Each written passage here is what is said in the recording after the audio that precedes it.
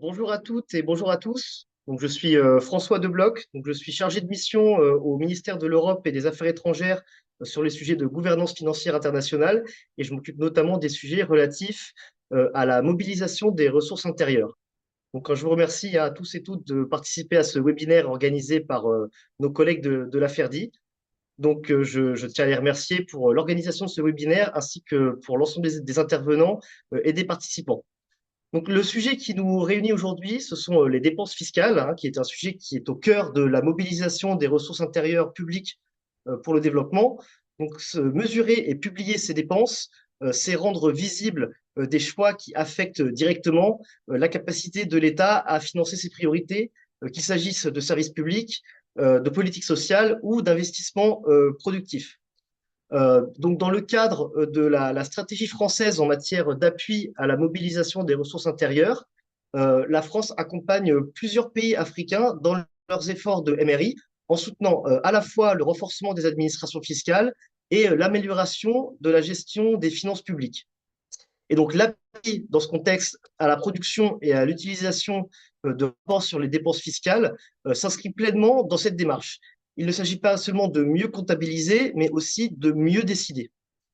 Et donc, la question qui va nous animer aujourd'hui et qui est au cœur de ce webinaire, elle est très concrète. C'est que fait-on une fois que ces diagnostics sur les exonérations et dépenses fiscales sont publiés? Comment ces rapports sont-ils repris par les ministères des Finances, les administrations, les parlementaires? Comment peuvent-ils nourrir les stratégies de mobilisation des ressources intérieures, les arbitrages budgétaires ou la réforme de dispositifs? Donc, l'objectif de nos échanges aujourd'hui, c'est de partager des retours d'expérience concrets, de permettre d'identifier ce qui fonctionne, ce qui bloque, et de voir comment ces rapports sur les exonérations fiscales peuvent devenir de véritables outils de pilotage des finances publiques au service de la mobilisation des ressources intérieures. Donc, je vous remercie encore de votre participation. Je vous souhaite d'excellents échanges. J'espère qu'ils seront productifs et qu'ils nous apporteront beaucoup d'informations.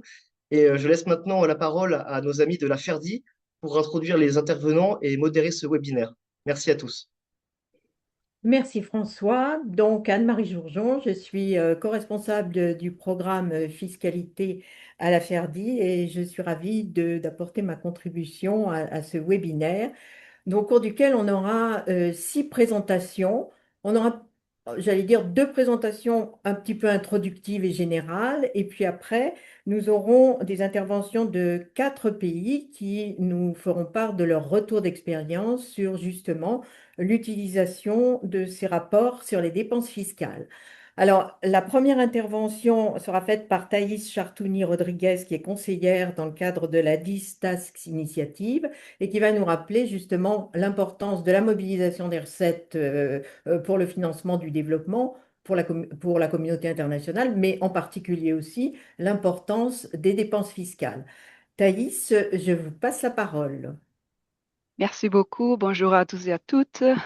Thank you all very much. Thanks, Ferdi, for the Merci à invitation. It's a tous, pleasure to merci à be Ferdi pour speaking to you l'invitation. today. C'est un plaisir d'être ici pour On m'adresser à vous behalf of the aujourd'hui. Adistax Initiative, Au which is a nom multi-stakeholder de partnership la embedded Distax in the Initiative, qui est un United Nations partenariat Financing for qui, Development qui process. s'inscrit So dans ADI le brings together processus countries de and l'ONU pour le organizations financement around a public. shared vision to build Nous tax nous systems that réunissons work for autour d'une people vision and partagée pour créer des advances systèmes sustainable d'imposition, des development systèmes goals. fiscaux qui sont au service des peuples ATI, et as des well as the objectifs outcomes politiques. of the fourth Financing L'ATI for Development Conference recognize the et IRM is la central to conférence à sustainable laquelle nous avons development participé finance. It enables countries s'accorde sur to le fait reduce que their la dependence politique on external fiscale financing and est un debt, objectif provides important qui predictable permet and aux pays domestic de ne pas owned s'appuyer sur des resources for ressources countries externes. Ça to permet de finance mobiliser their les own ressources internes des pays development, afin social and economic d'autofinancer le priorities, développement, les while priorités enabling countries socio-économiques, also to tout en strengthen permettant aux pays accountability and social aussi contract de renforcer la with stakeholders. responsabilisation et le contrat social entre l'État et The les current citoyens. global context, of Le course, contexte also global actuel reinforces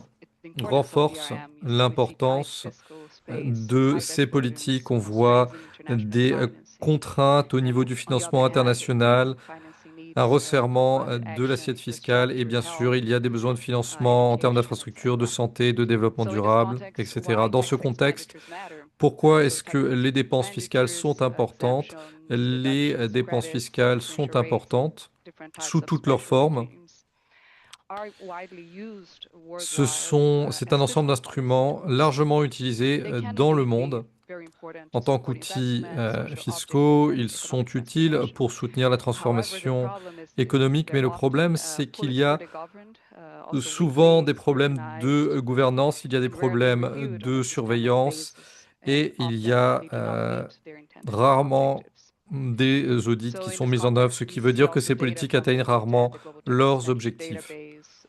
On voit des données sur des bases de données mondiales sur ces points. On perd à peu près 23% des revenus d'imposition à cause de ces problèmes, ce qui est très significatif. C'est pourquoi nous voyons aussi que les dépenses fiscales, les réformes des dépenses fiscales sont une occasion pour les pays de renforcer leur espace fiscal et de financer efficacement leurs priorités de développement. Ces perspectives sont aussi illustrées par le débat international actuel, le compromis de Séville, les conclusions de la 4e conférence sur le développement. On parle toujours de dépenses fiscales dans ces réunions, de gestion des dépenses fiscales et de transparence. L'ATI a lancé sa nouvelle déclaration, la déclaration civile sur les dépenses. On souligne aussi l'importance de la transparence, du reporting. Et aussi, il faut mettre l'accent sur la capacité des pays à renforcer les mécanismes de gestion. Il faut retirer des dépenses qui sont inefficaces. Bien sûr, il y a des contraintes de politique économique dans les pays, des obstacles clés. Par exemple, le manque d'informations comparables et fiables sur les dépenses fiscales, les problèmes de distribution des dépenses. Sans ces éléments de données, les débats politiques restent difficiles.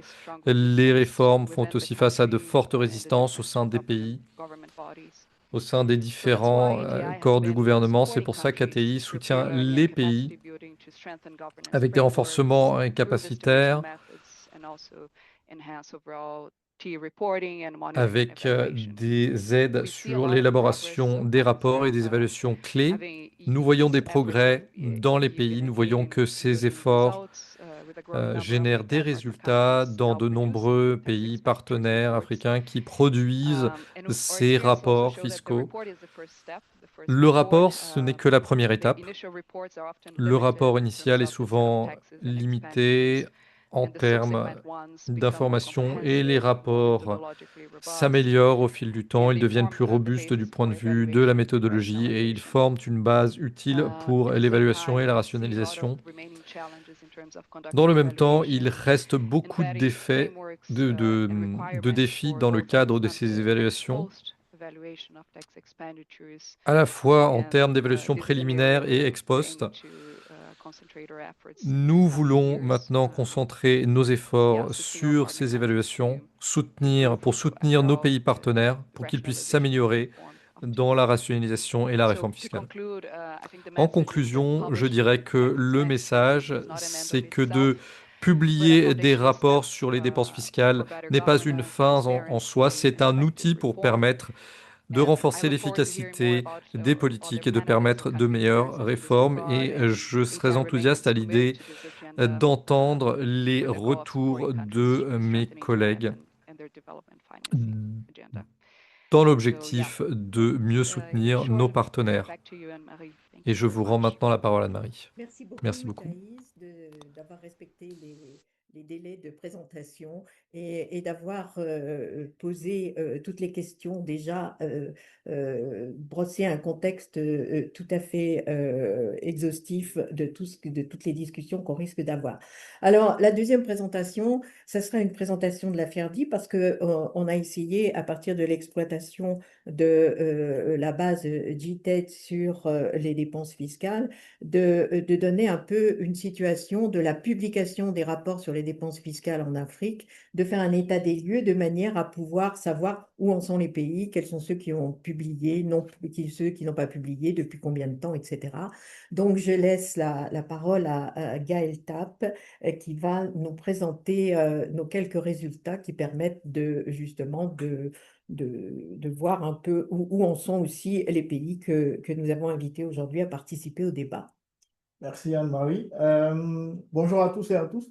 À la suite de l'intervention d'Anne-Marie, je vais vous faire un état des lieux de la publication des rapports sur les dépenses fiscales en Afrique. Alors, notre analyse s'appuie sur la Global Tax Expenditure Database, qui est une base de données globale sur les dépenses fiscales, qui est produite conjointement par le Conseil des politiques économiques et l'Institut allemand pour le développement et la durabilité. Et cette base recense essentiellement des données officielles et accessibles au public sur les dépenses fiscales dans le monde. En particulier, elle couvre 116 pays dans le monde et après analyse 35 pays africains qui ont au moins publié des rapports sur les dépenses fiscales au cours de la période 2005 et 2024. Notre objectif était de faire une cartographie du reporting des dépenses fiscales en Afrique à travers l'analyse de 3 dimensions clés, à savoir l'ancienneté qui est ici mesurée par la première année de publication des rapports, ensuite la régularité des rapports et enfin la combinaison des 2 dimensions précédentes. Alors, concernant l'ancienneté, nous sommes intéressés à cette mesure puisque on observe que on observe une diffusion progressive du reporting des dépenses fiscales dans les pays africains depuis 2005, avec 3 groupes de pays qui se distinguent, les pays pionniers, donc ceux qui ont publié leur premier rapport entre 2005 et 2011, notamment le Maroc et les Lesotho. Par la suite, on observe les pays intermédiaires, donc les pays à publication moyennement ancienne, donc qui ont publié leur premier rapport entre 2012 et 2018, notamment Madagascar et le Burundi. Enfin, les pays à publication récente qui ont commencé à publier depuis 2019, notamment le Togo et le Tchad. Globalement, on observe qu'en 2024, 35 pays sur 54 ont publié au moins un rapport sur les dépenses fiscales. Par la suite, si la première étape consiste à publier un rapport sur les dépenses fiscales, la suivante est de s'assurer de leur régularité ainsi que de leur pérennité. Ainsi, la régularité qui mesure ici un indicateur de maturité institutionnelle permet de suivre l'évolution des dépenses fiscales au cours du temps. Toutefois, cette évolution doit être interprétée avec beaucoup de prudence puisque celle-ci dépend notamment du périmètre des dépenses fiscales qui sont évaluées chaque année, de la méthode d'évaluation qui a été retenue, ainsi que d'éventuelles modifications du système fiscal de référence. La dernière dimension analysée s'agissant de la régularité nous a permis de définir un critère d'irrégularité. Un pays est considéré comme irrégulier lorsqu'il ne publie aucun rapport pendant 2 années consécutives. Donc, les résultats montrent qu'en 2024, environ 60% des pays sont considérés comme réguliers, désolé. Donc, notamment le Maroc et l'Afrique du Sud qui sont de bons exemples. Toutefois, on distingue également des pays irréguliers, notamment le Sénégal, l'île Maurice ou encore le Cap-Vert.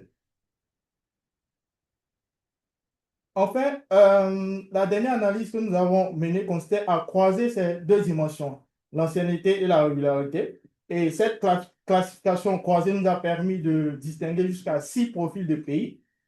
Tout d'abord, les pays à publication ancienne et régulière, notamment le Maroc, l'Afrique du Sud et la Tanzanie. Ensuite, les pays à publication ancienne et irrégulière, par exemple le Bénin et le Cap-Vert. Par la suite, on distingue les pays intermédiaires et qui publient régulièrement leurs rapports sur les dépenses fiscales. Ensuite, on a les pays moyennement anciens et irréguliers. Enfin, on a les pays récents et qui publient régulièrement leurs rapports sur les dépenses fiscales. Et enfin, on a les pays qui sont certes récents, mais qui publient leurs rapports de façon irrégulière. Alors, qu'est-ce que nous pouvons retenir de cette analyse?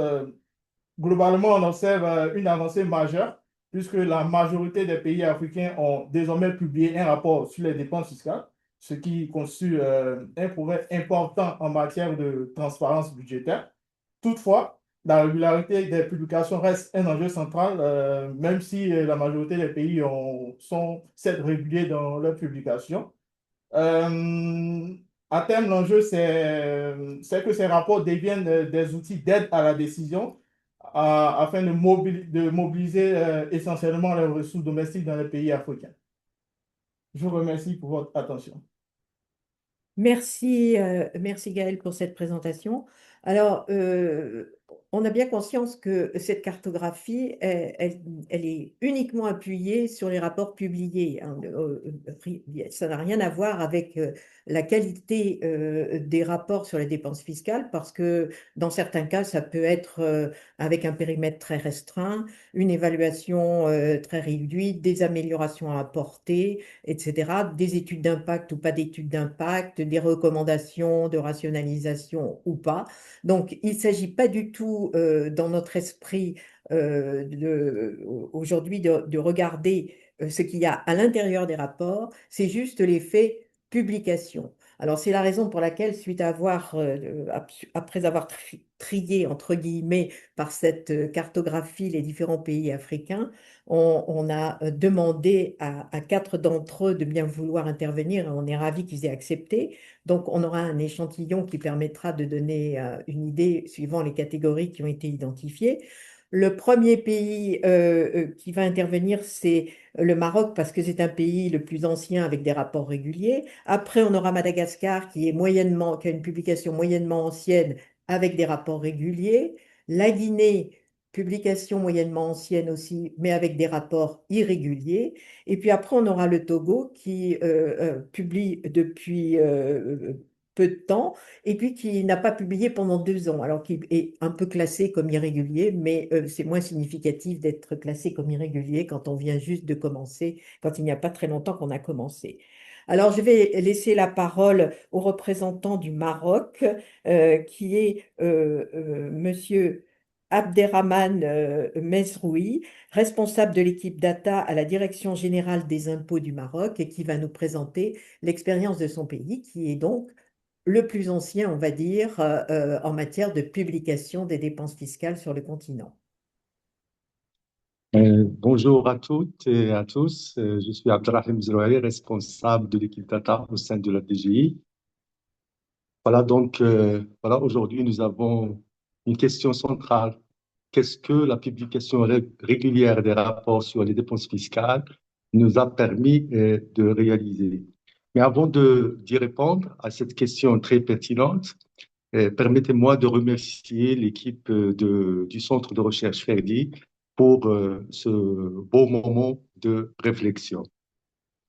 Sinon, la publication régulière du rapport sur les dépenses fiscales a permis au Maroc de réaliser des avancées majeures, à la fois institutionnelles, budgétaires et stratégiques.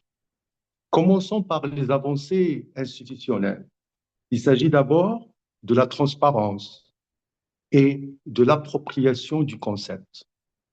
Publié de manière continue depuis 2005 et annexé obligatoirement à la loi de finances, le rapport sur les dépenses fiscales a permis d'ancrer durablement le concept de dépenses fiscales dans le débat public. Et ça, c'est très important.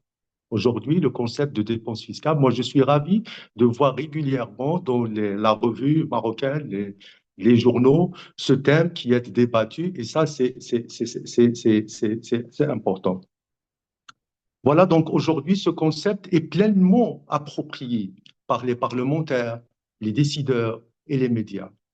Ce rapport est devenu un document de référence du débat budgétaire. Moi, j'assiste régulièrement dans la commission des finances parlementaires et je suis très content quand je vois comme quoi ce concept il est omniprésent dans les débats à l'occasion des lois de finances.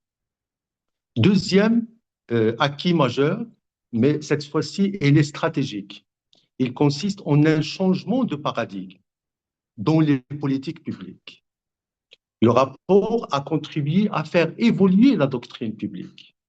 Et c'est dans ce contexte que la loi 4, formant réforme fiscale, publiée en 2021, a clairement consacré le principe de rationalisation des dépenses fiscales et a donné la priorité aux subventions directes, aux subventions publiques directes.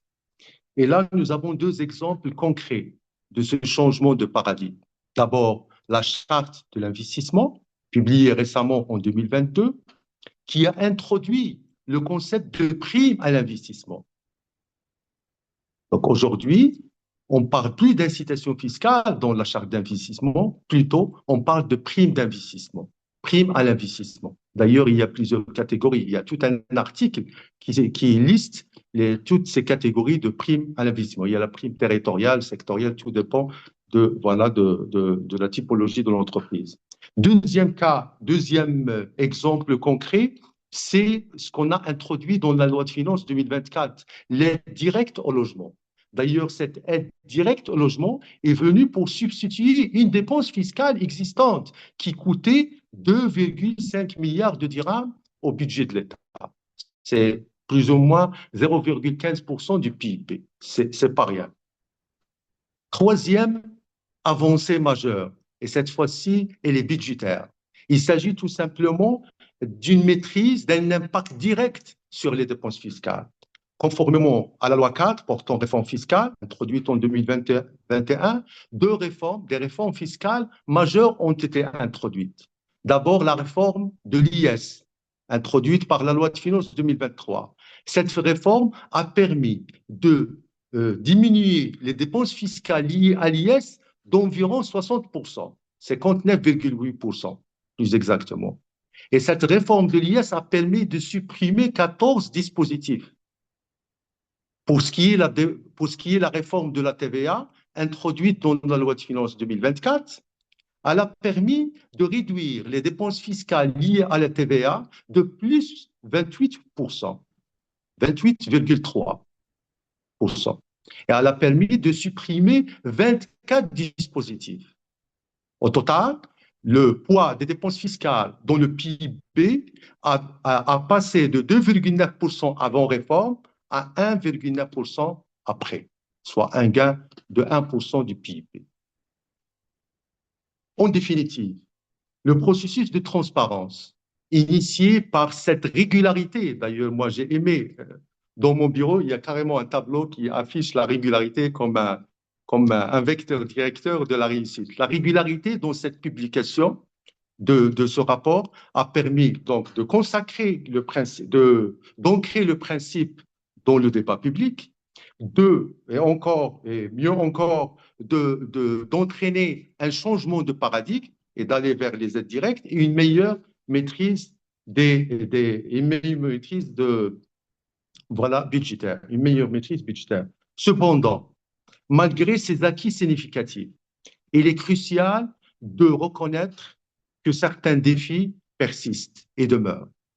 Le premier défi, c'est de renforcer l'analyse, d'ailleurs vous l'avez évoqué, madame, c'est l'analyse de l'impact socio-économique pour aller au-delà de la seule approche budgétaire. Là, nous avons effectivement un déficit. Et le deuxième défi, qu'il est toujours d'actualité, c'est carrément de sécuriser le concept même de la dépense fiscale avec une définition stabilisée et juridiquement encadrée. Aujourd'hui, nous avons effectivement le système de référence, mais ce n'est pas suffisant. Le concept, il n'est pas stable et nous, on trouve beaucoup de difficultés à arrêter les choses. Cela dit, le Maroc dispose d'une profondeur historique des données. Il dispose actuellement d'un cadre institutionnel en maturation et surtout, désormais, une expertise dans les technologies de l'intelligence artificielle, permettant de produire une nouvelle génération de sens autour des dépenses fiscales. Et là, j'insiste beaucoup, moi, au sein de l'équipe, sur ça. Nous devons passer vers une nouvelle génération de sens autour de ce concept de dépenses fiscales. Cette lecture renouvelée, mise au service des décideurs, des parlementaires et du débat public, constitue un levier stratégique pour faire évoluer encore et encore les politiques publiques et aller de l'avant avec détermination sur cette belle thématique. Et merci. Eh bien, merci beaucoup pour cette expérience du Maroc, parce qu'on voit que ça a été quand même très formateur et que ça a été à l'origine de pas mal de changements. Donc, on va maintenant demander à Madame Tanteli Ravelo-Manana, qui est coordinatrice de l'unité de politique fiscale au ministère de l'économie et des finances de Madagascar, de nous parler de l'expérience de Madagascar, qui a commencé à publier plus récemment, mais qui publie elle aussi de manière régulière les dépenses fiscales.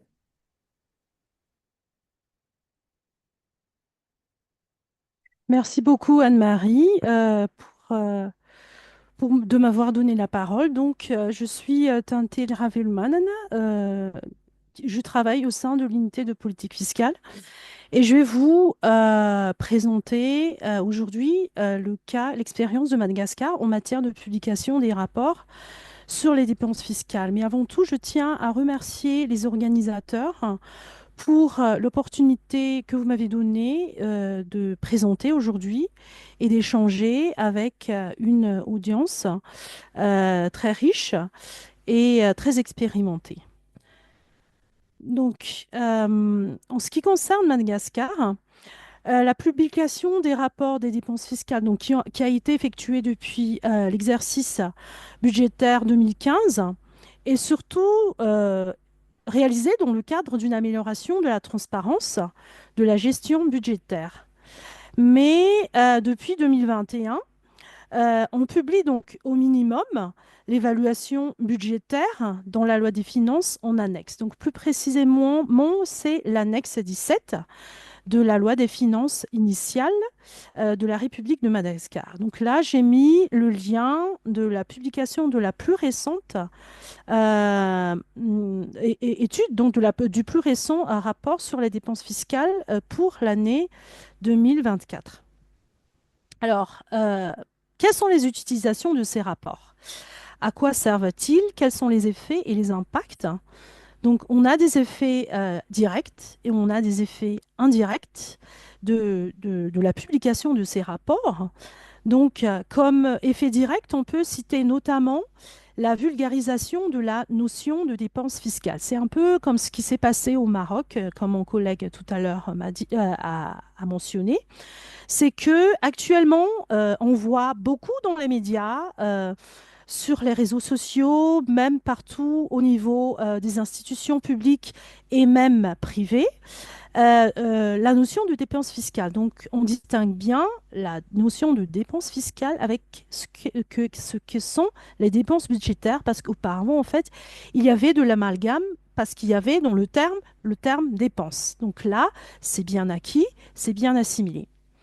Avec cette vulgarisation, il y a aussi une sorte de sensibilisation qui a été faite sur l'importance en fait du suivi de ces mesures, parce que autant les personnes publiques que privées voient l'importance de la perte de recettes entre guillemets directes qui sont issues de l'octroi de ces mesures incitatives pour les administrations fiscales.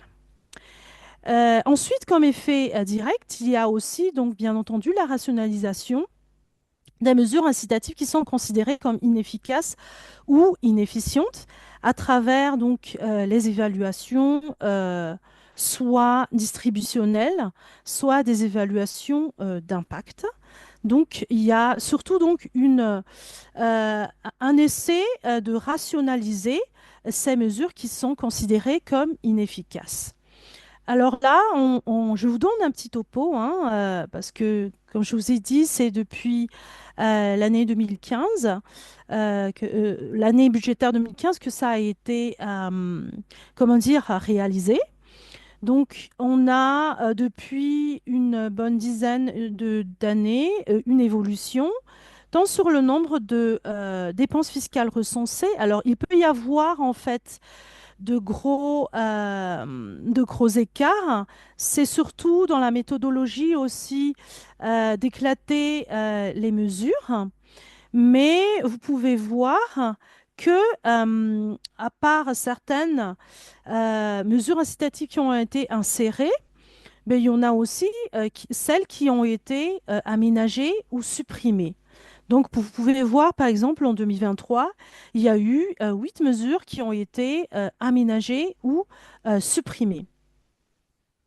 Les effets indirects, donc, les rapports sont utilisés comme étant des outils de décision des autorités supérieures, donc les autorités telles que ministres, voire même plus, dans les plus hautes sphères, et sont objets de discussion avec les différentes forces vives du pays, donc tant au sein des administrations publiques, du secteur privé, de la société civile et des partenaires techniques financiers. Je peux vous donner des exemples. Les éléments qui sont publiés dans les rapports sont par exemple des éléments de négociation sur les programmes de financement avec certains PTF, car dans ces rapports, cela permet d'identifier en fait, les mesures pouvant faire l'objet de rationalisation ou d'études plus approfondies en matière d'efficacité ou d'efficience. Le rapport ici est un outil d'amélioration de la position de négociation du gouvernement. Donc le gouvernement a plutôt donc, des outils de plaidoyer vis-à-vis des multiples goûts de pression économique ou politique ou des entreprises privées qui souhaitent bénéficier de dérogations. Je ne dis pas que c'est toujours efficace, cet outil, mais en tout cas, le gouvernement possède un outil bien argumenté pour plaidoyer au sein de ces différentes forces vives. À travers aussi, donc, comment dire, la publication, il s'est avéré que la nécessité d'évaluer avant et après l'implémentation d'une mesure incitative est devenue obligatoire. On a légiféré à travers donc, des textes réglementaires tels que des décrets qui a aussi après son arrêté d'application respectivement en 2023 et en 2025, qui rendent obligatoire donc la demande d'avis auprès du ministère, donc à travers l'unité de politique fiscale, pour l'octroi ou le maintien des incitations fiscales et douanières.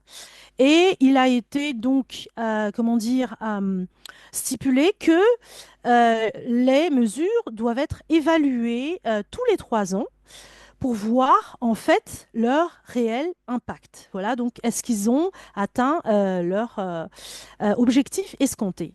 Donc là, je vous montre quelques extraits des articles donc, du champ d'application. Donc, ce sont des conditions d'adoption, d'évaluation de ces incitations. Donc, soit ce sont des incitations qui doivent être, qui sont déjà en vigueur, ou ce sont des nouvelles aussi mesures. Donc, il y a des conditions. Donc, les évaluations sont des conditions. Et surtout, le dernier point, c'est que le résultat de ces analyses doivent être introduits dans le rapport de dépenses fiscales qui est publié annuellement dans la loi des finances. Voilà, en annexe. Alors, il faut avouer que c'est un exercice assez difficile, le fait de publier. Déjà, l'évaluation, c'est un exercice difficile, mais la publication, c'est encore une autre paire de manches. Et il y a des défis, il y a aussi des perspectives. Il faut savoir que c'est quand même un rapport très technique, donc la vulgarisation semble être très difficile quand on veut en fait un cible plus large, hein, donc un cible pas très technique, mais vraiment même un public profane. Et on a besoin aussi actuellement d'améliorer l'évaluation économique pour vraiment avoir une qualité de rationalisation. Donc, toujours dans l'optique aussi d'améliorer pour avoir aussi une cible plus étendue. Donc, on est toujours aussi dans une optique de vulgariser encore plus la notion de dépenses fiscales. Voilà, je vais m'arrêter là. Je suis disponible s'il y a des questions lors des échanges ou des observations. Merci beaucoup. Merci beaucoup, Tantélie, de cette présentation. On va maintenant écouter le représentant de la Guinée, Saliou Diallo, qui est directeur général du Bureau de stratégie et de développement au ministère du Budget en Guinée. Saliou, on vous donne la parole. Merci beaucoup, merci pour cette invitation. Euh, D'abord pour rappel, le Bureau de stratégie et de développement, anciennement du ministère du budget et désormais du ministère de l'économie, des finances et du budget, car cela a changé il y a quelques jours. Euh, il recèle l'unité de politique fiscale. Donc, c'est au sein du BSD, comme on l'appelle communément ici, qu'il y a l'unité de politique fiscale. Donc, le rôle, entre autres, est l'évaluation des dépenses fiscales. Donc, je disais que au sein du Bureau de stratégie et de développement, il y a l'unité de politique fiscale. Donc, le rôle est l'évaluation des dépenses fiscales, entre autres. C'est cette unité qui recèle d'un ensemble de directions, notamment les cadres de la Direction générale des impôts, les cadres de la Direction générale du budget, de la Direction générale des douanes, qui font ce travail technique. Alors, la dernière fois que ce rapport avait été fait, il datait de 2018, il y a eu quelques années de flottement du fait de la non-opérationnalisation de l'unité de politique fiscale. Alors, moi, je suis arrivé en fonction il y a de cela un an et demi et on a publié le rapport sur les dépenses fiscales suivantes, notamment le rapport 2023. Alors, je rappelle que c'est une disposition légale qui exige que le rapport sur les dépenses fiscales soit annexé au projet de loi des finances qui doit être transmis à l'Assemblée nationale. Euh, et donc, une fois le rapport sur les dépenses fiscales élaboré, validé en interne, on organise un atelier de validation où toutes les parties prenantes sont réunies afin de procéder à la validation technique du rapport. C'est après coup que le rapport est publié et partagé à toutes les autres parties prenantes, y compris à l'Assemblée nationale. Alors, depuis cette date, nous élaborons tous les ans le rapport sur les dépenses fiscales. Celui de cette année est prêt. Il est en processus de validation en interne et après cela, il sera partagé aux parties prenantes externes et puis publié. Alors, quelle expérience nous avons tiré de la publication du rapport sur les dépenses fiscales, le dernier que l'on a fait? Les expériences, enfin, sont multiples. D'abord, en premier lieu, on a mis en exergue l'importance des dépenses fiscales qui sont à la fois accordées aux entreprises par le Code des investissements, aux entreprises également du secteur minier par le code, par les conventions minières qui dérogent le plus souvent au Code minier, mais également il y a des mesures qui sont mises en place par le gouvernement pour à favoriser le pouvoir d'achat des ménages. Et donc là, ce sont des pertes de recettes liées en soutien aux denrées de première nécessité. On a constaté que les impôts qui sont les plus concernés par des exonérations, c'était les impôts qui étaient les plus pourvoyeurs de ressources, notamment la TVA. Alors, donc toutes les parties prenantes ont constaté l'importance. Je rappelle que cela représentait environ 15% des recettes fiscales, 1,7% du PIB. Et ils étaient estimés à peu près 350 millions de dollars. Donc tout le monde a vu que c'était extrêmement important et en premier lieu, l'Assemblée nationale a insisté pour que des mesures de rationnement soient prises en compte. Alors, c'est ce que nous avons fait. On est en train d'évaluer l'impact de ces dépenses fiscales et pouvoir identifier celles qui sont les plus pertinentes et en éliminer celles qui le sont moins. Alors, l'idée aussi, il s'agit de créer un comité de rationnement, car en Guinée, bon, c'est un peu le cas dans la plupart des pays, les exonérations ne sont pas seulement du fait du ministère du Budget. Nous, on se retrouve en fait au bout de la chaîne, où on constate souvent les exonérations. Le Code des investissements, il est géré au ministère de l'Industrie. Moi, dans une ancienne vie, j'étais directeur du secteur privé au ministère de l'Industrie, donc je gérais le Code des investissements. Les services fiscaux, notamment la Direction générale des impôts et la Direction générale des douanes, constatent l'ampleur des exonérations une fois les bénéficiaires transmettent les documents d'exonération. Le ministère des Mines également. Et donc, on est en train de créer un comité de rationnement pour réunir toutes les parties prenantes afin de fluidifier le bénéfice de ces exonérations et de mettre en place un plan de rationnement. Alors, l'autre chose que l'on a faite une fois les dépenses et le rapport publié, on a inscrit dans la loi des finances de l'année dernière, celle de 2025, qu'aucune disposition fiscale ne devrait être prise sans que le ministre du Budget n'accorde en fait son autorisation. Donc, cela a permis de baisser la cadence. Désormais, le ministre du Budget, il accorde son autorisation pour les exonérations qui sont transmises.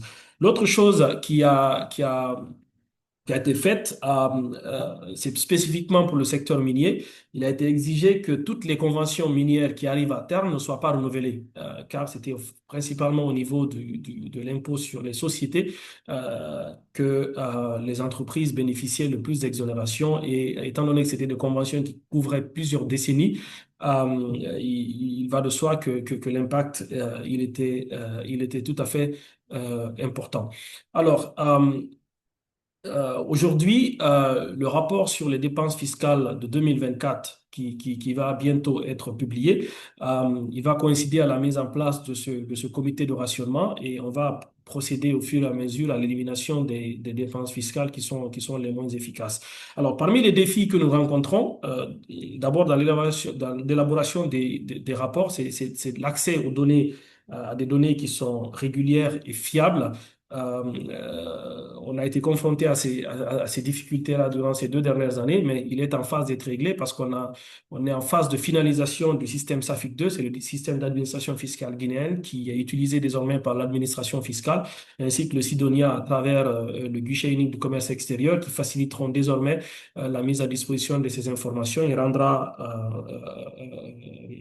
régulier l'élaboration et la publication des rapports sur les dépenses fiscales. Donc, je m'arrête là. S'il y a des points que je n'ai pas couverts, je suis ouvert à des échanges là-dessus. Merci beaucoup. Merci.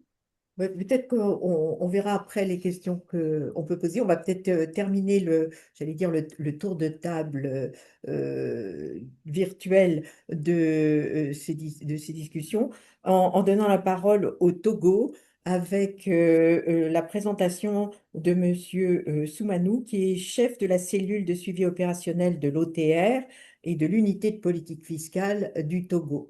Alors là, c'est un peu l'expérience d'un nouveau venu dans la publication des dépenses fiscales, puisque vous faites partie des pays qui publiaient depuis le moins longtemps les rapports d'évaluation des dépenses fiscales.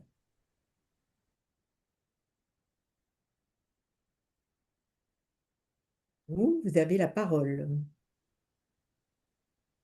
OK. J'espère que vous voyez mon écran là. On voit votre écran. Vous pouvez peut-être Merci. mettre le plein écran ou le mode présentation pour... voilà, c'est OK. parfait. Merci beaucoup. Et nous avons l'honneur de partager avec vous l'expérience du Togo en matière de publication des rapports d'évaluation des dépenses fiscales. Et avant de poursuivre ma présentation, je voudrais quand même remercier la FERDI pour l'opportunité qui m'est donnée, en tout cas qui est donnée à notre pays, de pouvoir échanger avec les experts en la matière sur ce que le Togo fait sur la publication des rapports d'évaluation des dépenses fiscales. Il faut dire que l'objectif de publication des rapports d'évaluation des dépenses fiscales au niveau du Togo, dans un premier temps, c'est un objectif de rattrapage. Et comme vous venez de le dire, l'expérience au niveau du Togo est récente. Et puis, l'année 2021 a servi vraiment d'année de démarrage effectif de cet exercice très intéressant. Et au cours de cette année, nous avons eu à publier, en tout cas produire et à publier les rapports de 2019 et 2020 avec les difficultés qui vont avec. Mais après cette expérience, et les événements ou bien les réformes qui ont suivi au niveau du Togo ont permis de maintenir cet exercice et produire régulièrement les rapports d'évaluation des dépenses fiscales. Et parmi tant d'autres, il y a eu l'avènement de l'unité de politique fiscale. L'unité de politique fiscale a été opérationnalisée et il a été confié cette responsabilité de pouvoir coordonner cette activité de publication ou bien de production des rapports d'évaluation des dépenses fiscales. Et il y a un comité également qui a été mis en place pour pouvoir assurer ce travail. Et depuis lors, le Togo publie régulièrement les rapports d'évaluation des dépenses fiscales. Bon, ça, on pourra peut-être en parler parce que tout de suite, j'ai cru entendre, hein, j'ai cru voir quand même on dit qu'il y a 2 ans que le Togo n'a pas publié ses rapports. Je vous assure que depuis qu'on a commencé la publication en 2021, et déjà en octobre, au plus tard, le rapport au titre de l'année 2020, en tout cas le rapport de l'exercice N-2, sinon N-1, est publié en octobre de l'année N. Et pour l'année 2024, le rapport de 2024 a été déjà publié en 2025, en octobre 2025, effectivement. Et ce document a été effectivement, en tout cas, annexé au projet de loi de finances N+1. Et cet exercice, depuis 2022, a été régulièrement fait. Et par rapport à la publication, nous pourrons voir comment rendre plus visible ce que nous faisons. Et l'objectif de publication, ou bien l'avantage que nous avons eu à travers cette publication est ancré en même temps avec ce que les prédécesseurs ont dit. Et c'est un objectif de transparence et redevabilité budgétaire. Il va falloir que la population sache que quand même, il y a un effort qui est fait par le gouvernement pour l'accompagner, que ce soit supporter le panier de la ménagère ou bien supporter les investissements ou bien l'emploi. Il va falloir qu'on publie ces informations. Et depuis que la publication est faite, nous avons remarqué quand même que dans les langages, en tout cas dans les discours des politiciens ou bien que ce soit les médias, on entend quand même la question des dépenses fiscales qui revient.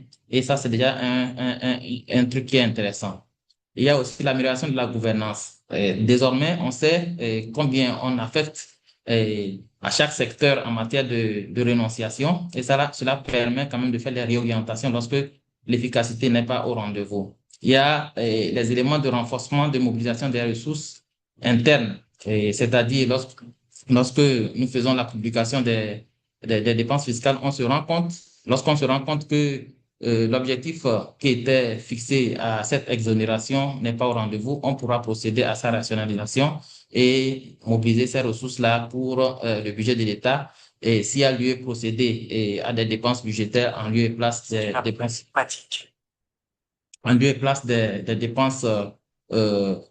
fiscales. Bon, je voulais partager quelques chiffres.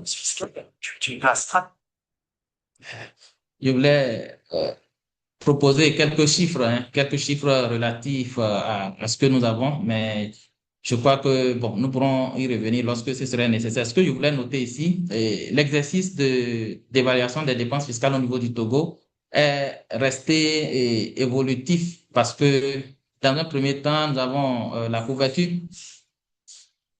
Dans un premier temps, on a constaté quand même que l'exercice ne couvre pas assez de périmètre. Et lorsque nous procédons, en tout cas, lorsque nous poursuivons l'exercice, on essaie d'améliorer chaque année. Et ça fait que jusqu'à présent, le périmètre n'a pas encore stabilisé. Vous allez voir qu'il y a un accroissement par rapport au PIB qui est constaté jusqu'à présent. Et lorsque tout le périmètre sera encadré, on pourra assister à une baisse du niveau des dépenses fiscales. Même chose ici, et on a essayé de mettre en exergue le niveau de la pression fiscale et l'effort de rationalisation, ce que ça pourrait nous mobiliser. En 2024, par exemple, si nous sommes arrivés à rationaliser une partie des dépenses fiscales qui représentent 2,7% du PIB, on pourra quand même améliorer notre pression fiscale qui se trouve autour de 14,5%. C'est juste ce que nous devons faire voir par rapport aux efforts quand même qu'on peut faire pour améliorer la mobilisation des recettes.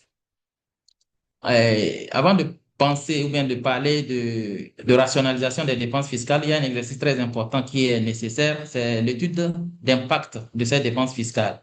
Et au Togo, nous avons commencé l'exercice avec toutes les difficultés que vous connaissez. Et nous pourrons aussi partager cette expérience, la petite expérience que nous avons et en tout cas, avoir les expériences des autres pays en la matière pour pouvoir améliorer.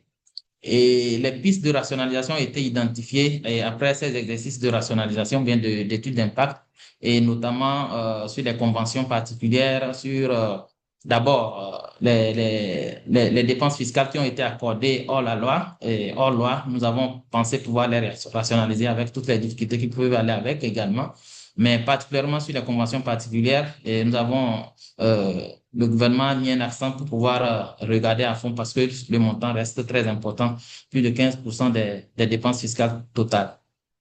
Il y a les mesures Covid qui ont été déjà élaguées et aujourd'hui, on ne peut plus parler de ces mesures.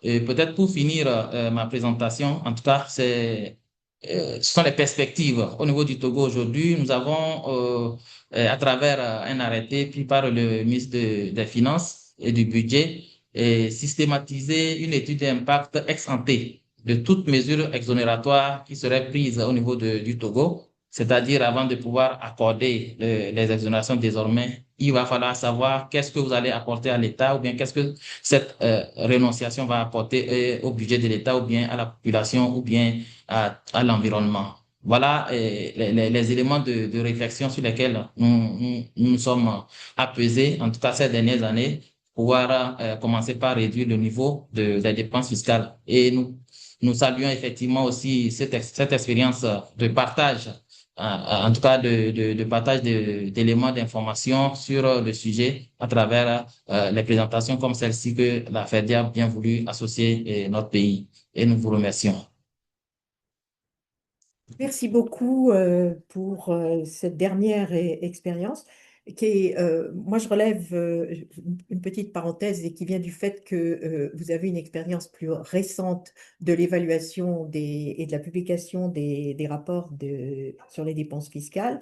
C'est que vous avez fait la remarque et vous avez noté que pour l'instant vous êtes dans une phase d'augmentation des dépenses fiscales en valeur dans les différents rapports que vous avez faits et que ça ne vient pas du fait forcément que vous octroyez plus de dépenses fiscales, qu'il y en a davantage, c'est simplement que vous en évaluez davantage. Donc, l'évaluation des dépenses fiscales, c'est un exercice qui est, vous l'avez dit, évolutif, et c'est pour ça que c'est important de noter qu'au départ, quand un pays démarre l'exercice d'évaluation des dépenses fiscales, eh bien, il y a d'abord une forte hausse des dépenses fiscales dans les premières années parce que le périmètre d'évaluation évolue au fur et à mesure que la technique d'évaluation est importante et il faut attendre un peu avant que les dépenses fiscales diminuent parce qu'il y a une période où on peut commencer à les rationaliser, mais comme on évalue davantage, ça n'est pas forcément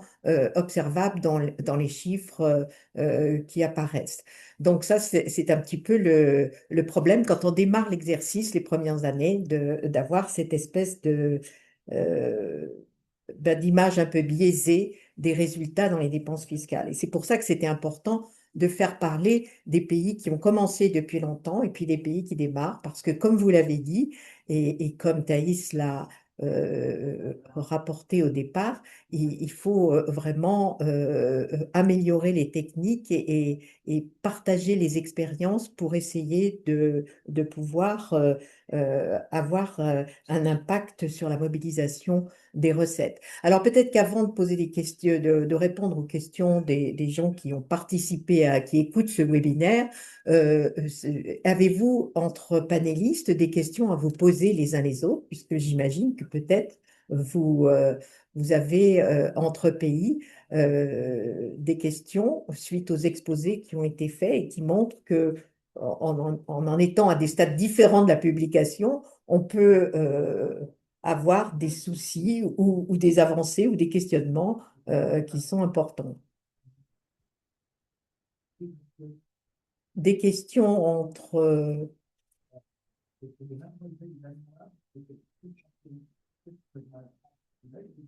Vous n'avez pas de questions les uns? Si j'aurais une question. Oui, Salut Diallo, merci beaucoup. oui. Merci à tous mes collègues pour leur présentation et des expériences riches qu'ils ont partagées. Et merci au Togo qui vient de faire une présentation. J'ai une question pour le Togo. En fait, j'ai cru comprendre qu'ils ont décidé de procéder à une évaluation ex ante des exonérations avant tout bénéfice pour un quelconque bénéficiaire. Je voudrais savoir comment, est-ce que c'est quelque chose qui est désormais opérationnel et quel impact, ne serait-ce que dans la pratique, ils ont constaté dans le traitement et dans l'impact des dépenses fiscales. Merci. Monsieur Soumanou, vous voulez répondre?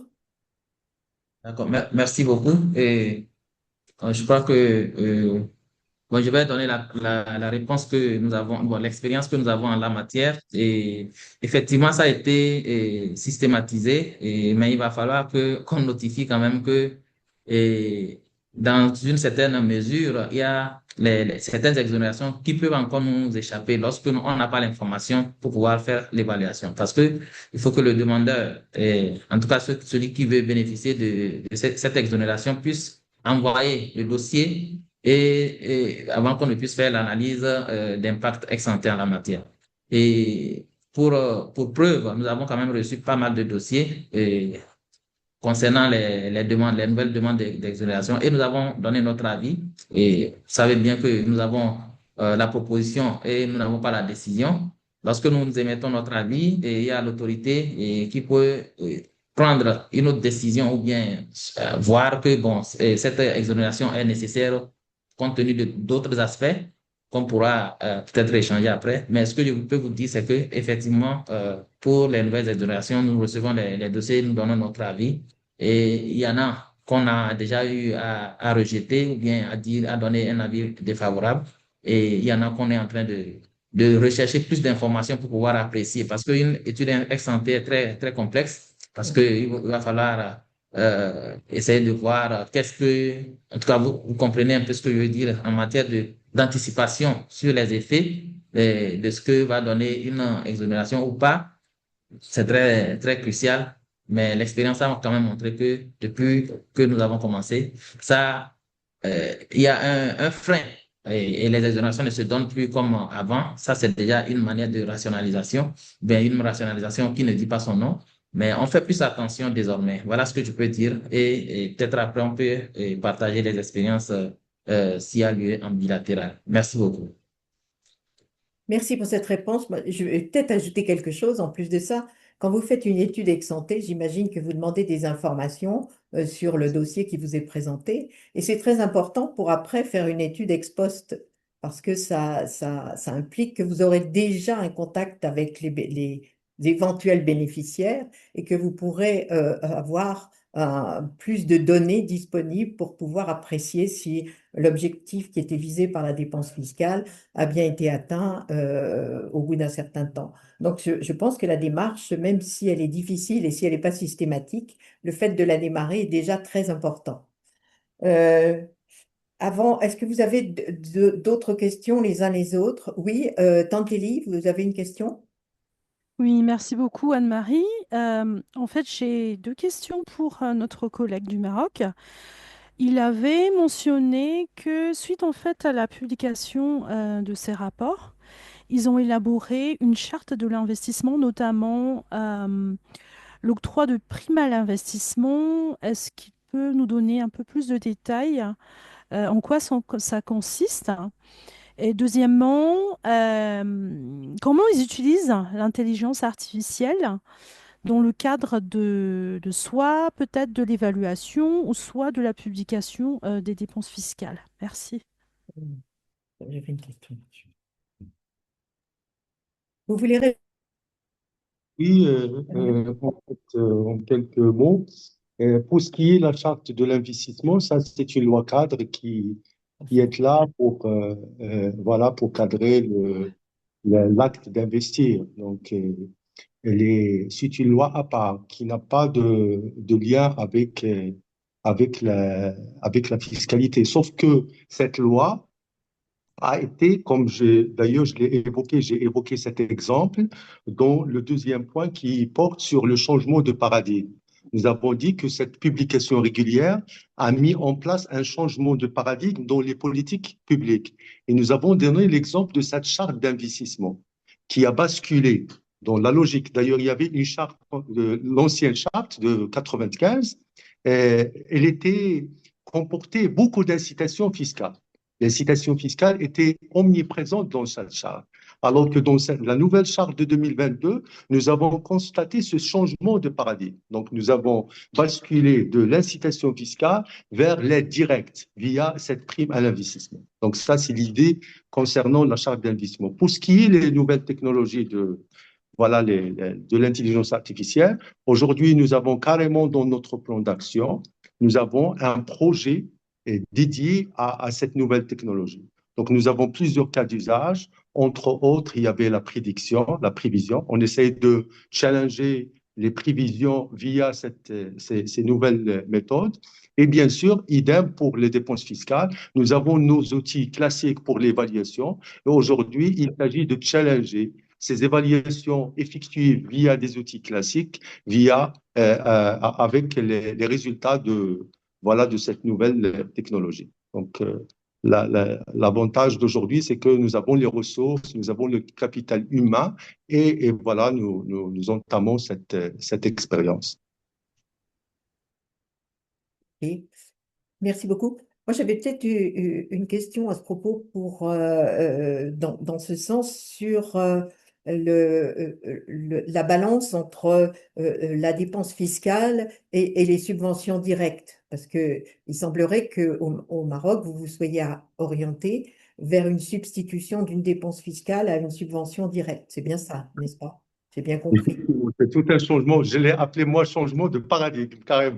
Vous appelez ça changement de paradigme. Alors, la question que je voulais vous poser, est-ce que vous avez, parce que je sais qu'au Maroc, vous avez ces deux instruments qui ne sont pas forcément utilisés. La subvention directe, c'est pas un instrument qui est forcément utilisé dans d'autres pays. Mais vous l'utilisez. Donc, dans le cadre de la publication des dépenses fiscales, est-ce que vous avez un rapprochement entre le coût pour un même secteur d'activité, par exemple, entre le coût d'une dépense fiscale et puis les montants de subventions directes qui sont donnés à un secteur, par exemple, à un même secteur. Parce que vous avez parlé notamment du logement. Alors, vous avez dit qu'on a substitué des dépenses fiscales qui concernaient le logement par des subventions directes, si je me souviens bien. Et là, est-ce que la liaison entre les deux, est-ce qu'il y a deux évaluations parallèles de ces deux instruments qui ont le même effet? Enfin, on peut préférer l'un à l'autre, mais c'est une façon d'utiliser les ressources. Effectivement, déjà dans le projet ou dans la loi cadre formant réforme fiscale, c'est noir sur blanc. Comme je l'ai dit dans la présentation, c'est que aujourd'hui cette loi consacre le principe de la rationalisation des dépenses fiscales et cette rationalisation via cet encouragement de tout ce qui est aide directe. Parce que c'est plus transparent, tout simplement. Oui. Selon cette liaison et cette communication, on le fait dans le cadre du contrôle. Nous avons une direction du contrôle qui le fait pour voir surtout les entreprises qui bénéficient de subventions et on essaie de rapprocher cette base avec leur comportement fiscal et ainsi de suite. Mais pour le moment, ce n'est pas systématique et il faut qu'on le fasse et ça sera très intéressant. Merci beaucoup. Vous avez d'autres questions les uns les autres? Sinon, on va passer peut-être à certaines questions qui ont été posées en ligne par des auditeurs de ce webinaire. Plus de questions? Moi, je me permettrais peut-être de faire une remarque suite à la présentation de Madagascar, de la Guinée et du Togo. On a pu constater en vous écoutant que l'évaluation des dépenses fiscales, elle avait été souvent presque conditionnée par la mise en place d'une unité de politique fiscale. Voilà. Et donc, on voit que pour évaluer les dépenses fiscales, on a besoin de faire travailler un groupe de personnes qui vient d'administrations différentes et donc qui sont regroupées dans ces unités de politique fiscale. Mais il me semble qu'il faut noter aussi que c'est une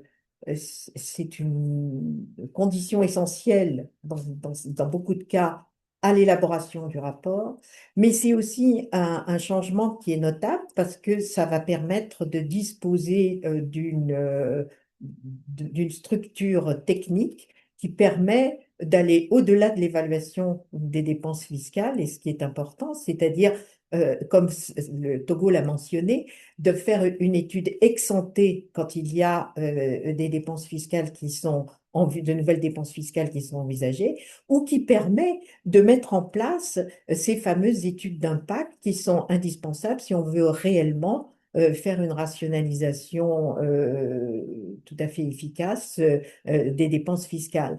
Donc, l'importance de ces unités de politique fiscale qui sont, c'est un résultat aussi, dans beaucoup de cas, de l'évaluation de l'idée de dire on va publier un rapport des dépenses fiscales, on est obligé de créer une unité de politique fiscale, et cette unité de politique fiscale, c'est déjà un gain tout à fait intéressant en matière de politique fiscale pour pouvoir traiter d'autres questions. Donc voilà, c'était une remarque sur l'intérêt de la démarche de l'évaluation. Alors, parmi les questions qu'on a eues, euh, ah oui, on me pose la question, est-ce que les méthodes d'évaluation sont identiques d'un pays à un autre? Je ne sais pas si, c'est pas trop l'objectif de ce webinaire de parler des méthodes d'évaluation, euh, les comités de pilotage.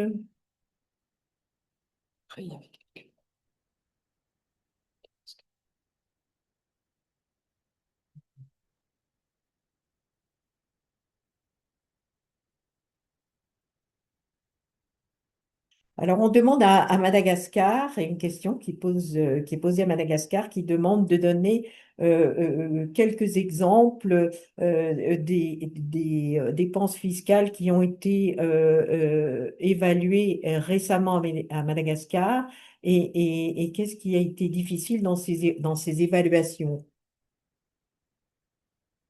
D'accord, merci beaucoup.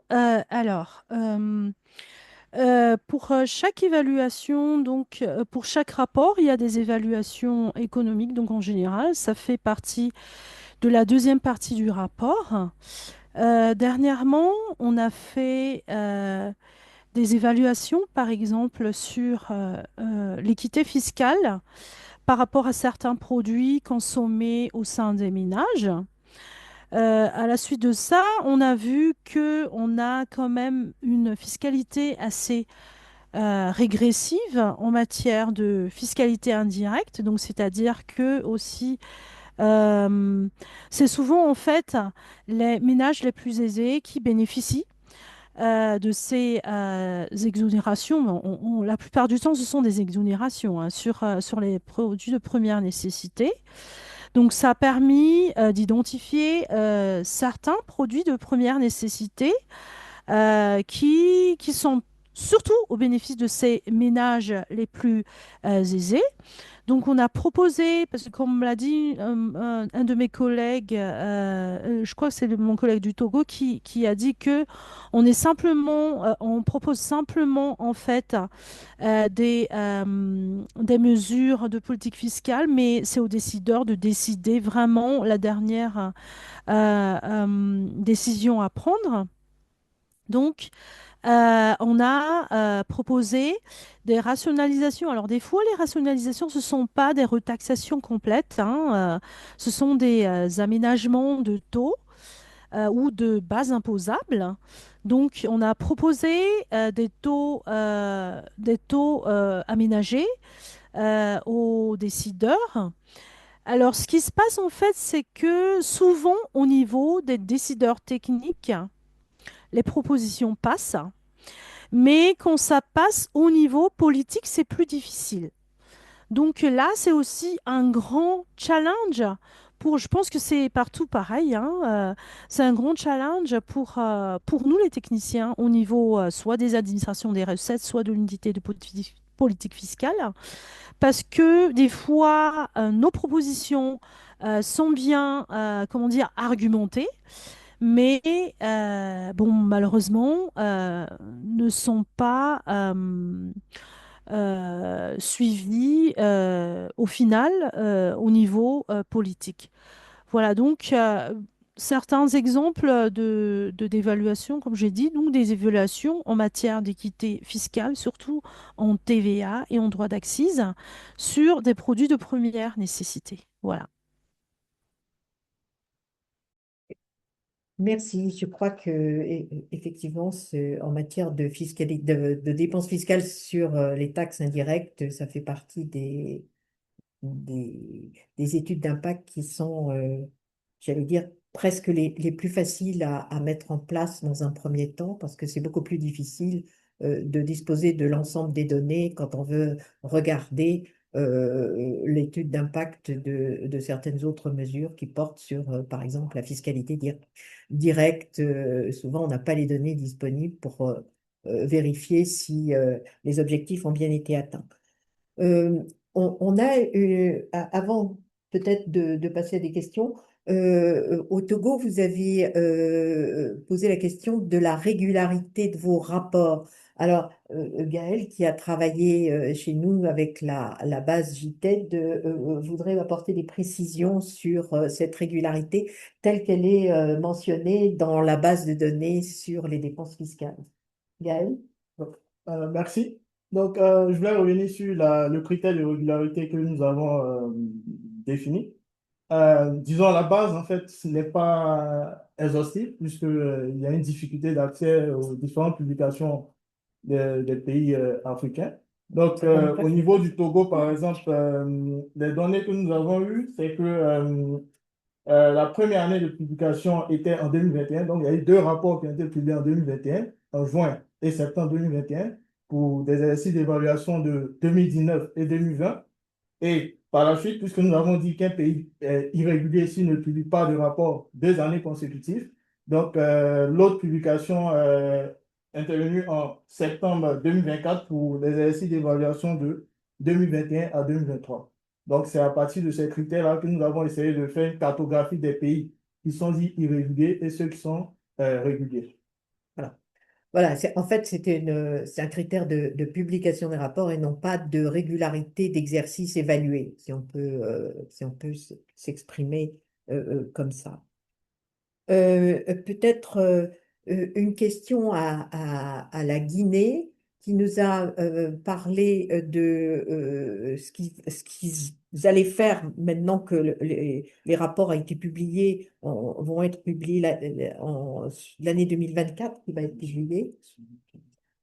Donc, moi j'avais une question. Qu'est-ce qui s'est passé après la publication de 2018? Parce que vous avez une publication en 2018, il y a eu un blanc, j'allais dire une irrégularité dans la publication, et puis maintenant vous allez recommencer. Donc vous nous avez bien parlé de ce que vous envisagiez de faire à partir de cette nouvelle publication, mais est-ce qu'il y a eu, après le rapport de 2018, est-ce qu'il y a eu des effets de la publication de ce rapport en Guinée?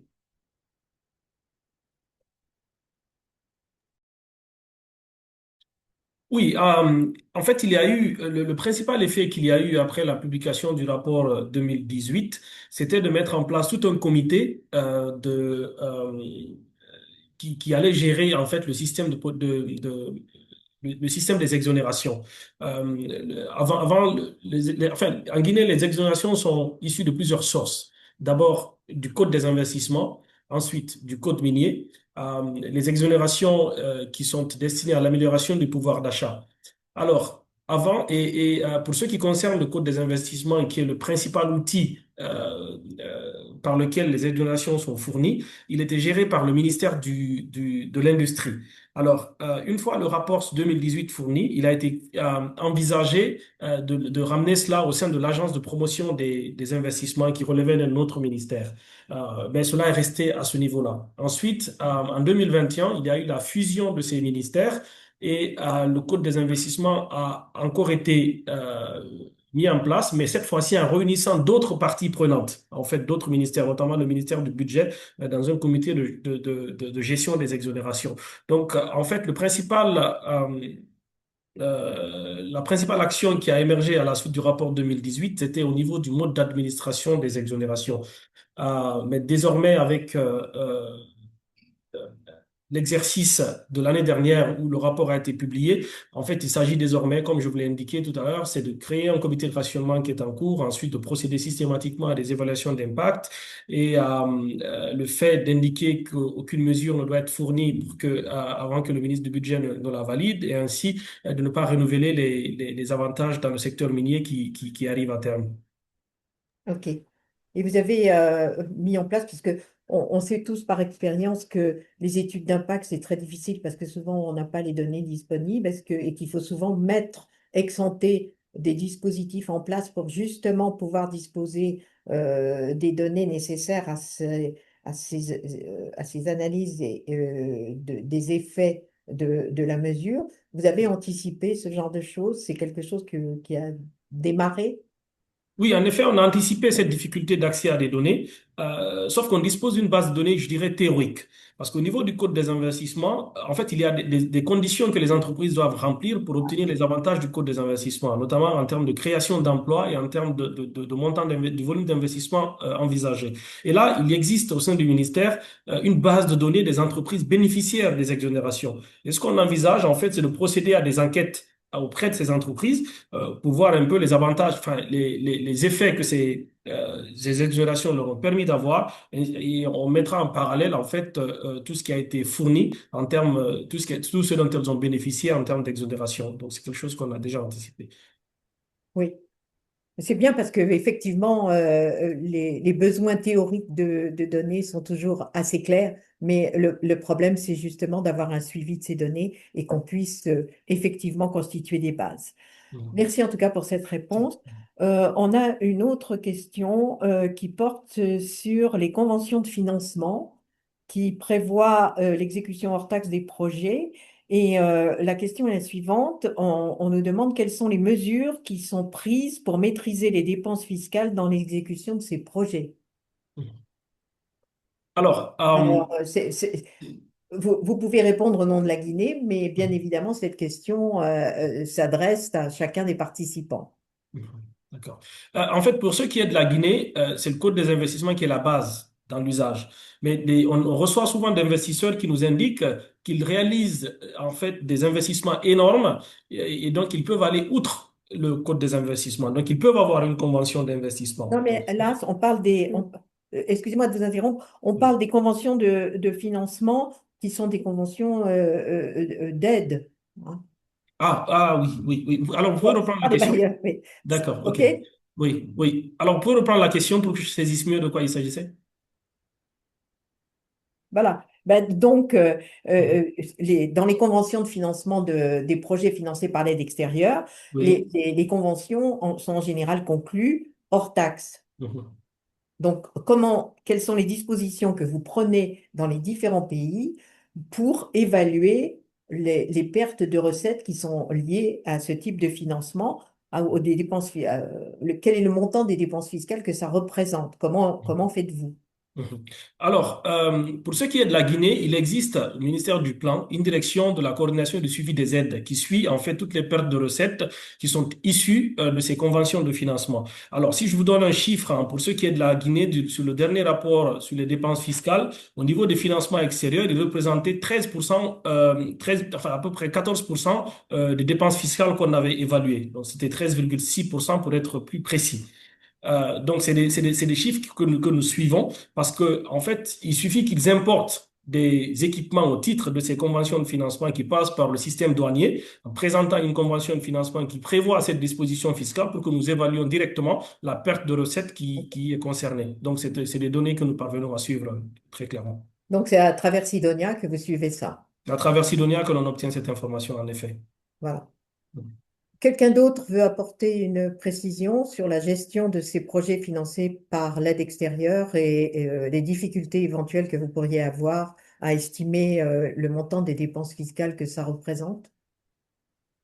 Voilà, je vais partager avec vous le cas du Maroc. Nous, déjà, pour la catégorisation de ce type de dépenses, on les classe parmi les facilités de trésorerie. On ne considère pas le montant la TVA, on ne le considère pas comme étant une dépense en elle-même. Parce que pour nous, c'est une facilité de trésorerie. Parce que demain, il va collecter la TVA, il va verser. Donc, c'est comme une avance. Donc, ce qu'on comptabilise comme dépense fiscale, c'est plutôt les intérêts. On fait un calcul et on dit comme c'est comme si on a fait du crédit à l'entreprise. Et voilà, on affiche dans le rapport sur les dépenses fiscales uniquement voilà, le montant des intérêts en se basant sur les bons du Trésor et ainsi de suite. Et pour ce qui est de la donnée, pour nous, il n'y a pas de souci pour la donnée parce que pour bénéficier de ce genre d'avantages fiscaux, il s'agit voilà, il y a des formalités. Il y a des formalités qui sont derrière.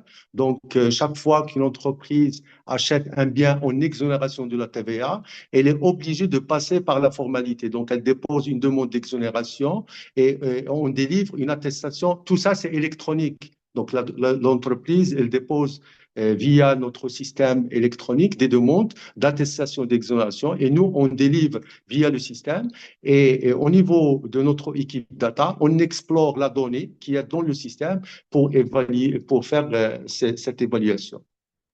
D'ailleurs, le montant, il est de 1,5 milliard, le montant total de ce genre de dépenses fiscales dans le rapport de 2026. Vous parlez bien de la dépense fiscale qui concerne les projets financés par l'aide extérieure.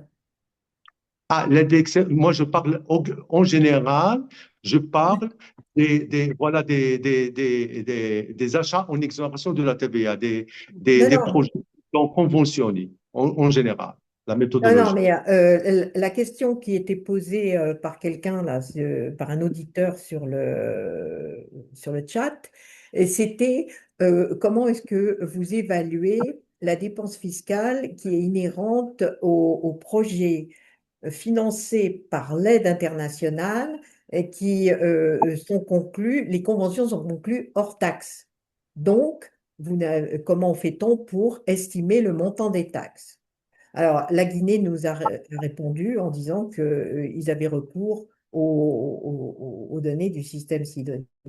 Maintenant, la question qu'on peut peut-être poser à tous, c'est est-ce que dans votre rapport sur les dépenses fiscales, parce il y a certains rapports sur les dépenses fiscales qui n'incluent pas les projets financés par l'aide internationale dans les dépenses fiscales, en dehors du fait qu'il y a des recommandations des Nations Unies qui disent qu'il faut inclure, considérer le financement extérieur comme étant une dépense fiscale, enfin l'évaluer comme une dépense fiscale, même si on considère que ce n'est peut-être pas une, dans la mesure où il y a des prises en charge des taxes par certains États, des mécanismes de prise en charge des taxes, comme ça doit exister, je crois, au Togo.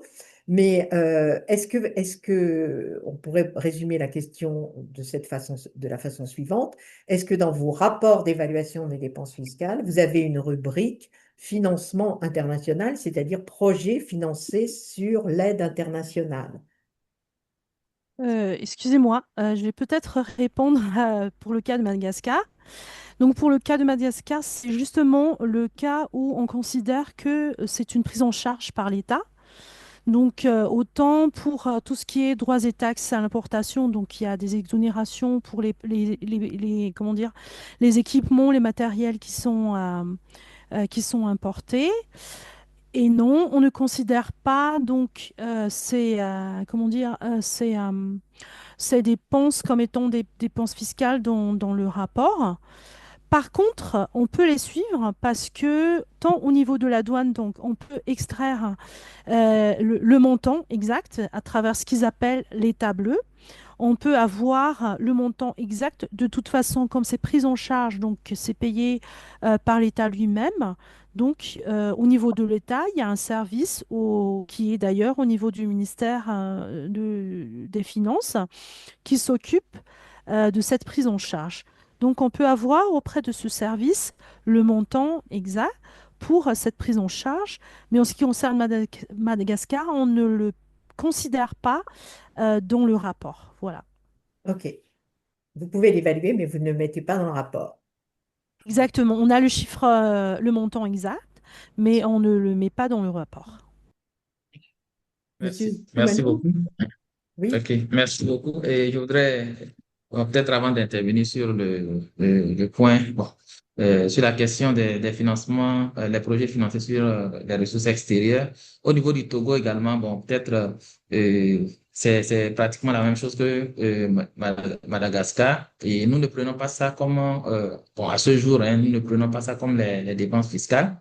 Mais effectivement, au niveau du Trésor, il y a une prise en charge qui est faite parce que cette partie est considérée comme, la plupart des temps, c'est une contribution de l'État, c'est la contrepartie de l'État dans le cadre de ces financements.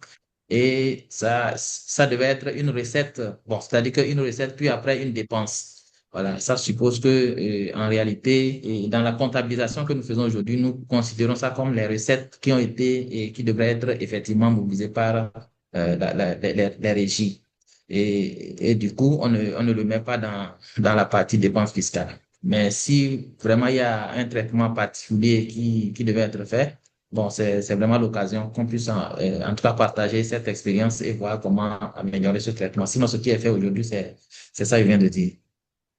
Est-ce que vous pouvez quand même aborder la question de publication des rapports? Je ne sais pas si vous avez aussi une précision à nous donner sur comment faire pour améliorer cette visibilité. Nous publions ces rapports dans les sites au niveau du pays.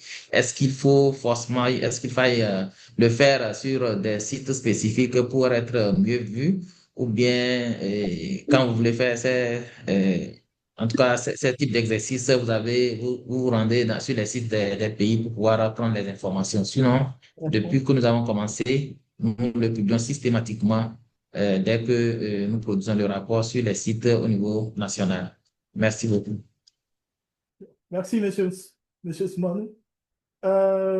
Au niveau des rapports, je pense que ces rapports doivent être disponibles sur le site du ministère des Finances ou parfois du ministère du Budget. Voilà. Donc, ces différents rapports doivent être accessibles et facilement téléchargeables, excusez, pour faciliter l'analyse plus tard à d'autres personnes qui veulent analyser ces différents rapports. Nous, de notre côté, en fait, comme je l'avais mentionné, en fait, les données que nous avons ne sont pas exhaustives.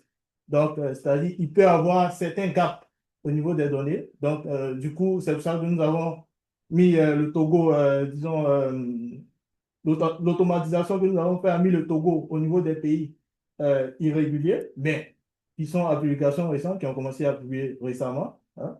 Toutefois, il y a un indice qui a été élaboré par le GTED, l'indice de transparence des dépenses fiscales, qui met le Togo au niveau des pays réguliers. Donc, nous, de notre côté, c'est notre critère, en fait, qui a défini le Togo comme un pays irrégulier en matière de publication.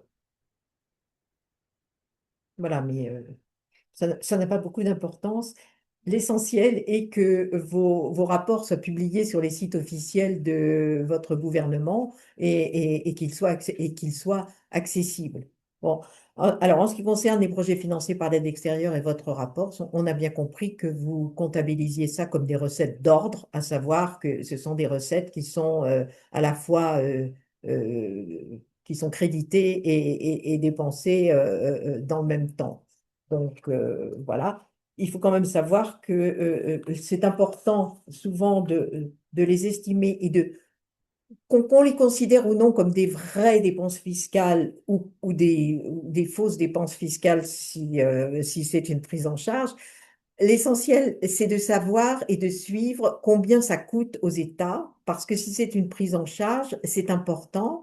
Et c'est surtout, ça vous permet d'éviter les abus. Parce que, étant donné que les conventions sont signées hors taxe, on ne sait pas si au lieu d'avoir 100 d'importation en exonération, vous avez 150 qui sont effectivement réalisés et qu'il y en a 50 qui se déversent sur le marché informel, vous avez des possibilités de fraude qui sont importantes et donc ça vous permet d'avoir une idée et de pouvoir quand même avoir un suivi plus efficace. Euh, je ne sais pas si... Est-ce qu'il y a d'autres questions qui sont entre vous? Il n'y a plus trop de questions sur le chat. Est-ce que vous avez entre vous, panélistes, des questions les uns les autres? peut-être que ça serait utile en forme de conclusion de ce webinaire de demander à Thaïs, qui a une vision un peu globale au nom de la Task Initiative, qu'est-ce que est-ce que vous avez appris des choses? Est-ce que ça a été fructueux? Qu'est-ce que vous avez pensé de ces échanges? Est-ce que ça permet un petit peu d'avoir une bonne idée de la situation aujourd'hui? Et surtout, est-ce que ça permet d'avoir une meilleure idée de tout ce qui reste à faire sur cette question pour pouvoir réellement bénéficier de l'énorme effort qui a été fait dans les pays africains, puisqu'on l'a vu maintenant, il y a quand même 35 pays qui ont publié un rapport d'évaluation des dépenses fiscales aujourd'hui. Donc, on prend note de ce progrès considérable. Mais qu'est-ce qui reste encore à faire pour justement capitaliser encore plus sur cet énorme effort? Yeah. Thank you very much, Anne-Marie. It's a very rich discussion and very interesting to hear the Merci experiences beaucoup from the de ce countries. débat I très think there's riche a et lot we can d'entendre learn les from the expériences des pays. experience Je pense qu'on in a terms beaucoup of à how the apprendre reports have de been ces informing expériences the public et debate comment ces in the rapports servent au media with débat the different public, government comment c'est bodies. repris That's par les exactly what médias, the par le reports are gouvernement. supposed to Et do évidemment, ces rapports and doivent inform servir à also their cela, assessments and doivent evaluations. servir de Also, I base think aux it's very interesting to évaluations. hear Et c'est the très challenges intéressant the countries également face in d'entendre terms les of collecting difficultés auxquelles data, les what pays kind doivent faire of face pour evaluations collecter les have been données, successfully quelles sont carried les out and which évaluations ones menées have not. avec So I think succès, that's qu'est-ce qui n'a something pas we can marché. C'est definitely également build quelque on in terms chose of sharing qui further peuvent servir experiences pour of ensuite countries, for partager example, les reforming their tax expériences des return pays. forms or Est-ce qu'il y a eu collecting des more data réformes? for Est-ce qu'ils ont this besoin de plus de ex données post evaluations that are pour les very évaluations important. ex post qui sont très Also importantes? very interesting to hear about experiences in terms of C'est aussi très rationalizing tax intéressant expenditures. d'entendre les You had expériences en good termes de examples, interesting rationalisation examples from the Guinea des dépenses fiscales, in avec terms of les the exemples extractive très sector, which is very intéressants de la interesting. Guinée dans le Also secteur Madagascar minier, embedding this les evaluation exemples de frameworks Madagascar, into their avec le procedures fait with d'intégrer cette regular évaluation requirements for cadre dans governments to leurs carry out procédures et d'en evaluations. So faire this is very key. un prérequis These are gouvernemental policies pour that les API has évaluations. been Ce sont des politiques encouraging clés, in its des member politiques ATI countries. encouragent So I dans would ces pays membres. thank you all very much Donc, for je the very veux vous rich discussion remercier and tous definitely I think pour that's a cette discussion we should discussion très continue with riche. J'espère que API, with c'est une the discussion que nous partners allons of the continuer Tax Exemptions ensemble, Lab, ATI, les the host, partenaires the du GTED, by the way, also a laboratoire, very interesting le source in terms GTED, of looking at the qui est content une of the source report très itself. intéressante aussi en termes de contenu des rapports en So eux-mêmes. we invite you to join Nous vous the meetings invitons of the donc Community of à Practice that we rejoindre do host les online and to réunions de contribute la to communauté de the discussion. pratique dont nous Yeah, so sommes thank you very hôtes en much ligne. Ce sont des and discussions have très intéressantes. continue the exchange. Merci beaucoup et nous sommes ravis de continuer nos Merci échanges. Thaïs. Est-ce que quelqu'un veut rajouter quelque chose parmi nos panélistes? Bon, ben écoutez, merci à tous d'avoir participé à cet échange et je crois qu'on a beaucoup appris et que ça a été très enrichissant et que bah, ça nous ouvre des perspectives aussi parce qu'on se rend compte qu'on n'est pas complètement au bout du chemin et qu'on a encore beaucoup de choses à faire. Alors, monsieur Mezroui, vous vouliez ajouter quelque chose? En fait, une toute petite précision, c'est que je voulais informer tout le monde qu'en quoi l'édition de 2026 a apporté deux améliorations que nous jugeons importantes. L'édition de 2026, il y a le rajout du nombre de bénéficiaires. Donc ça, en s'inspirant du rapport Guititi, voilà, c'est une publication qui, voilà, qui s'intéresse à cette question des dépenses fiscales. Donc, nous, en s'inspirant de ce rapport, nous avons rajouté cette évolution. Et la deuxième évolution, c'est la profondeur temporelle en amont et en aval. Donc, nous avons rajouté 5 ans d'estimation la profondeur en amont, nous avons aussi rajouté 5 ans pour avoir plus de visibilité et une vision dynamique sur les dépenses fiscales. Donc ça, c'est pour l'édition 2026. Eh bien, on attend avec impatience. Non, non, c'est déjà... Ah, c'est déjà? Ah oui, oui, parce que l'édition, elle accompagne la loi de finances 2026. Donc, elle est déjà... D'accord, elle est déjà disponible sur le net. Ah oui, ah oui, oui, oui, elle est Bon, bah, sur le c'est net. parfait. Bon, bah, écoutez, on va aller voir ça. Merci en tout cas de cette précision. Voilà. Quelqu'un veut rajouter quelque chose? Non? Eh bien, sinon, écoutez, je vous souhaite une bonne journée. Et... Monsieur Soumanou? Non, non, peut-être que c'est juste une question, je n'ai pas très bien compris. Quel est le rapport qui est disponible pour le Maroc déjà? Je n'ai pas très bien compris. 2026, le rapport de... 2026 sur l'exercice 2025, j'imagine. Effectivement, nous, l'édition, chaque édition accompagne la loi de finances. Donc, la loi de finances de 2026 a été élaborée en 2025, fin 2025. Et le rapport a accompagné cette loi de finances 2026 qui est aujourd'hui sur le site du ministère et de la Direction générale des impôts. Le rapport de 2024 alors? 2025. Non, non. La loi de finances est établie en N-1. La loi de finances de N est établie en N-1. Oui, c'est 2024, oui. Oui, Oui. l'année 2025 n'était pas terminée. La loi de, bon, les dépenses Oui, c'est fiscales, 2024. ce sont les dépenses fiscales de 2024 qui devaient être disponibles. Non, non, parce que nous, dans notre logique, c'est que nous établissons les dépenses de 2025 en estimant les mois restants. Et c'est l'année prochaine qu'on affiche les données définitives. Mais on estime en 2025, on considère les mois réalisés et on estime les mois restants. Vous voyez? D'accord. Voilà, c'est super. OK. OK. Ben, merci pour cette Merci. précision, tout à fait utile. Bon, cette fois-ci, je crois qu'on peut clôturer ce webinaire. Il y a eu beaucoup de discussions et je vous en remercie. Merci de votre disponibilité et bonne fin de journée. Au revoir. Merci beaucoup. Merci. Merci. Au revoir.